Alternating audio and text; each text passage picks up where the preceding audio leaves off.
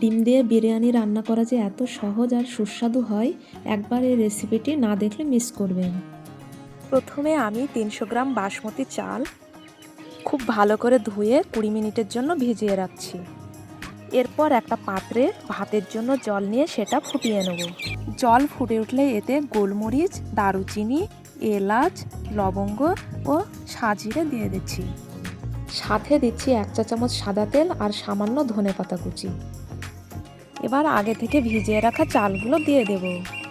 ভাতটা একদম সাদা আর ঝরঝরে রাখার জন্য দিচ্ছি 1 চা চামচ ভিনেগার আর সবশেষে দিয়ে দিচ্ছি 1 চা চামচ লবণ। চালটা প্রায় 80% সেদ্ধ হয়ে এলে আমি ভাতটা ছেঁকে একটি বড় পাত্রে দিয়ে দিচ্ছি। এদিকে সেদ্ধ ডিমগুলো একটু চিড়ে নিচ্ছি যাতে মশলা ভেতরে ভালো মতো ঢোকে। কড়াইতে তেল গরম করে সামান্য হলুদ আর লঙ্কা গুঁড়ো দিয়ে সেদ্ধ করে রাখা ডিমগুলো দিয়ে দেব। এবার ডিমগুলো হালকা লাল লাল করে ভেজে তুলে নেব। এবার একটা পাত্রে 3 চামচ সাদা তেল গরম করে নেব। তেল গরম হলে এতে দারুচিনি, লবঙ্গ, তেজপাতা, এলাচ, গোটা ধনে আর জিরে ফোড়ন দিয়ে দেব। মশলার সুগন্ধ বেরোলে এতে স্লাইস করা পেঁয়াজগুলো দিয়ে দিচ্ছি। পেঁয়াজগুলো যাতে তাড়াতাড়ি নরম হয়ে ভাজা হয় তার জন্য দিয়ে দিচ্ছি সামান্য লবণ। পেঁয়াজগুলো হালকা ভাজা হওয়া পর্যন্ত একটু নাড়াচাড়া করে নেব যাতে এগুলো নরম হয়ে যায়।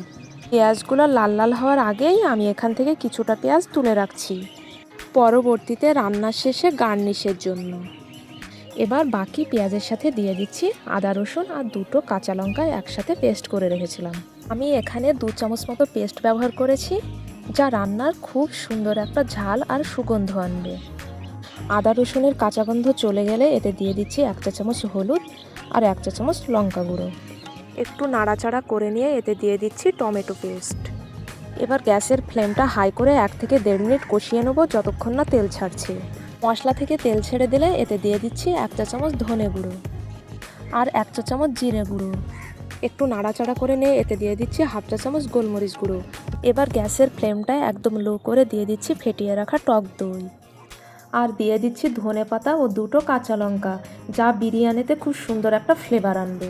মশলাটা কিছুক্ষণ কষিয়ে নেওয়ার পর যখন সাইড থেকে তেল ছাড়তে শুরু করবে তখন এতে দিয়ে দিচ্ছি লবণ আর দিয়ে দিচ্ছি বিরিয়ানি মশলা যা বিরিয়ানির স্বাদ বহুগুণ বাড়িয়ে দেবে।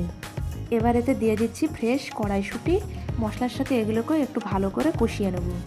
কড়াইশুঁটিগুলো একটু ভাজা ভাজা হয়ে এলে এতে দিয়ে দিচ্ছি আগে থেকে ভেজে রাখা ডিমগুলো মশলার সাথে ভালো করে মিশিয়ে নিয়ে এতে 1 কাপ জল দিয়ে দেবো যাতে সব উপকরণ সুন্দরভাবে মিশে যায়। সমস্ত কিছু খুব ভালো করে মিশে গেলে এতে দিয়ে দিচ্ছি 1 চা চামচ কেওড়া জল আর 1 চা চামচ গোলাপ জল। এবার ডিমের ভেতর এই সুন্দর ফ্লেভারগুলো ঢোকার জন্য গ্যাসের ফ্লেম কমিয়ে 1.5 মিনিটের মতো ঢাকা দিয়ে রাখবো। বিরিয়ানির ওপরে দেওয়ার জন্য আমি কিছুটা গ্রেভি আলাদা করে তুলে রাখছি। এবার দমে দেওয়ার জন্য একটা তাওয়া বসিয়ে তার উপর বিরিয়ানির পাত্রটা দিয়ে দিলাম। এখন রেডি করে রাখা ভাতটা সুন্দরভাবে চারদিকে ছড়িয়ে দেব। ভাতের উপর আগে থেকে তুলে রাখা গ্রেভিটা দিয়ে দিচ্ছি। এবার দিচ্ছি ধনেপাতা কুচি, 1 চা চামচ ঘি আর 1 চা চামচ বিরিয়ানি মশলা।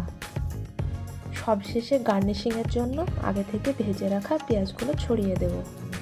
এবার বিরিয়ানিটা দমে বসাবো। গ্যাসের ফ্লেমটা মিডিয়াম রেখে 15 মিনিট এভাবেই হতে দেব।